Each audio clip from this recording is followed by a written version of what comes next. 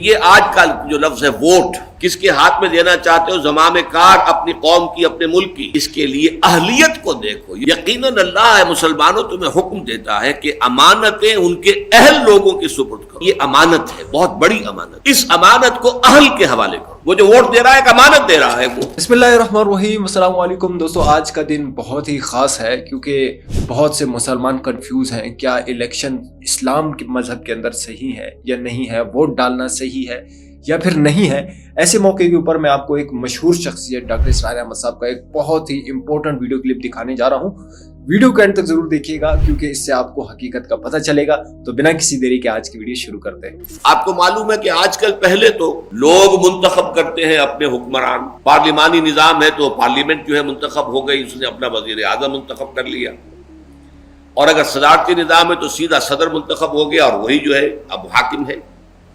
لیکن اس کے بعد وہ جو حاکم ہیں وہ پھر اب بناتے ہیں نیچے ڈھانچہ، اس کے لیے گورنرز کون مقرر کیے جائیں گے، اور جو گورنمنٹ سروسز ہوں گی ان کے رولز کیا ہوں گے۔ پبلک سروس کمیشن جیسا کہ آپ کو معلوم ہے یہ ایک ادارہ ہے، مناصب کیسے دیے جائیں گے۔ ان دونوں کو کور کرنے کے لیے دیکھیے ایک جامع الفاظ آئے ہیں، ان اللہ یأمرکم ان تؤدوا الامانات الی اہلہا۔ یقیناً اللہ ہے مسلمانوں تمہیں حکم دیتا ہے کہ امانتیں ان کے اہل لوگوں کے سپرد کرو۔ اب یہ ٹو سائیڈڈ سمجھیے، ایک طرف یہ کہ تمہارے ہاتھ میں اگر مشورہ دینے کا اختیار ہے کہ کس کو تم بنانا چاہتے ہو اولو الامر، کس کو بنانا چاہتے ہو اپنا حاکم، کس کے ہاتھ میں دینا چاہتے ہو زمام کار اپنی قوم کی، اپنے ملک کی، اس کے لیے اہلیت کو دیکھو۔ یہ نہ دیکھو تمہارا رشتہ دار کون ہے، یہ نہ دیکھو تمہاری برادری کا کون ہے، یہ نہ دیکھو کس سے تمہیں فائدہ پہنچ سکتا ہے معاذ اللہ، بلکہ یہ دیکھو یہ امانت ہے، بہت بڑی امانت ہے، بہت بڑی امانت ہے۔ اس امانت کو اہل کے حوالے کرو، جو اس کا اہل ہو۔ اس میں خلوص کے ساتھ تم سے غلطی ہو جائے تو اللہ معاف کر دے گا، یہ بھی اجتہاد ہوگا نا کہ آپ کس کو سمجھتے ہیں اہل ترین، اس میں غلطی ہو سکتی ہے، یہ بھی ایک اجتہاد ہے جو ہر شخص کو اپنی ذاتی سطح پر کرنا ہوگا۔ اگر اس میں غلطی ہو جائے تو جیسا کہ اصول ہے مجتہد جو ہے وہ مخطی بھی ہو، اس سے غلطی بھی ہو جائے تو اسے اکیرا ثواب ضرور ملے گا، اور اگر مجتہد جو ہے وہ مصیب ہو، صحیح رائے تک پہنچ گیا تو دوہرا ثواب ملے گا۔ اس اعتبار سے غلطی ہو سکتی ہے، لیکن آدمی جب سوچے تو یہ آج کا جو لفظ ہے ووٹ، رائے، اب دیکھیے یہ ایک طرح کا مشورہ ہے جو لیا جا رہا ہے، اور یہی لفظ حدیث میں آیا ہے المستشار مؤتمن، جس سے مشورہ لیا جاتا ہے اسے امین بنایا گیا، اس کے پاس ایک امانت ہے، وہ جو ووٹ دے رہا ہے ایک امانت دے رہا ہے وہ۔ لیکن ان تؤدوا الامانات الی اہلہا، جو اہل ہوں، بہترین ہوں، اس کے لیے باصلاحیت ہوں، دیانت دار ہوں، تم سمجھو کہ واقعتاً وہ لوگ جو ہے ملک اور قوم اور امت اور ملت کی خدمت کریں گے، ان کو چنو۔ اور نمبر 2 یہی پروسیس آئے گا اب جسے آپ نے اوپر چن لیا ہے، وہ جو اپنے نائبین چنے گا، وہ جو اپنے گورنرز چنے گا، وہ جو وزراء چنے گا، یا یہ کہ اس کے بعد جو ایک نظام بنے گا پورا، اس لیے کہ یہ تو ایک لمبا چوڑا نظام ہوگا ایک ملک کا، اس میں جو انتظامیہ ہے، ایگزیکٹو ہے، اس کی لمبی چوڑی جو ہے وہ ایک آرگنائزیشن ہوگی۔ وہاں بھی یہی دیکھو کہ اہلیت بنیاد ہو، سفارش بنیاد نہ بن جائے، کہیں مفادات بنیاد نہ بن جائیں، کہیں جو ہے یہ اس طرح کا برادری کا یا اپنے کسی کے قریبی رشتہ دار ہونے کا خیال کر کے جو ہے تمہارا ووٹ نہ جائے، تمہاری طرف سے فیصلہ نہ ہو، بلکہ ان اللہ یامرکم ان تؤدوا الامانات الی اہلہا۔ وہاں بھی یہ دیکھو کہ اہل ترین کون ہے اور اس کو جو ہے اس منصب پر فائز کرو۔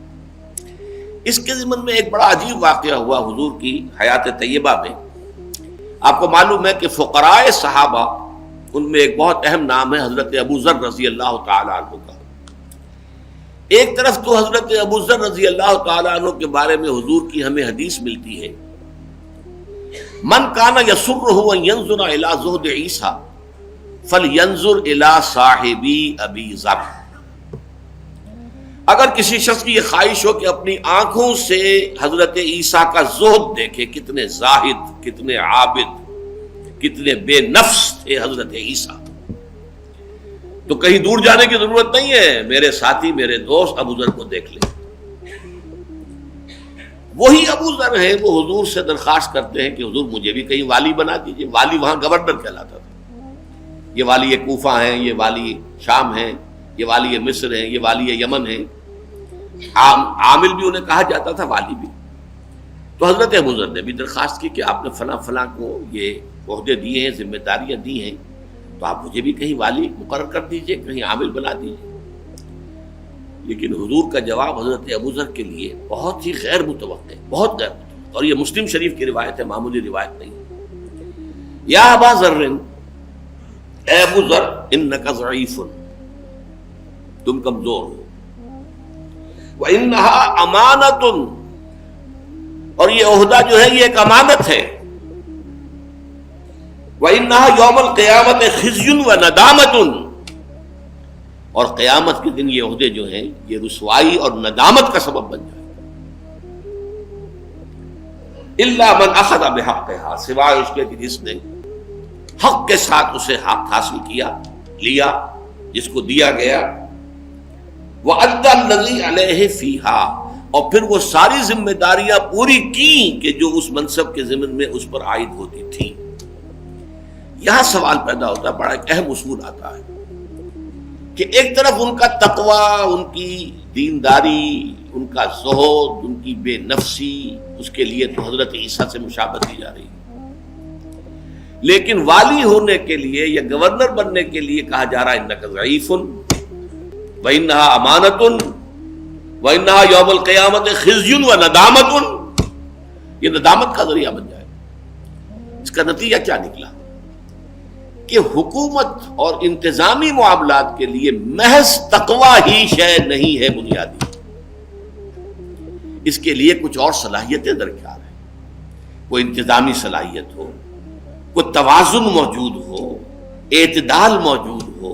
تو جی ہاں دوستو، ویڈیو آپ نے دیکھی، ہوپفلی آج کی ویڈیو آپ لوگوں کو ضرور پسند آئی ہوگی. مزید اسی طرح کی ویڈیوز دیکھنے کے لیے ہمارے چینل کو لائک، شیئر اور سبسکرائب کرنا بالکل مت بھولیے گا. ملتے ہیں گڈ ویڈیو میں، تب تک کے لیے دیجیے اجازت. اللہ حافظ.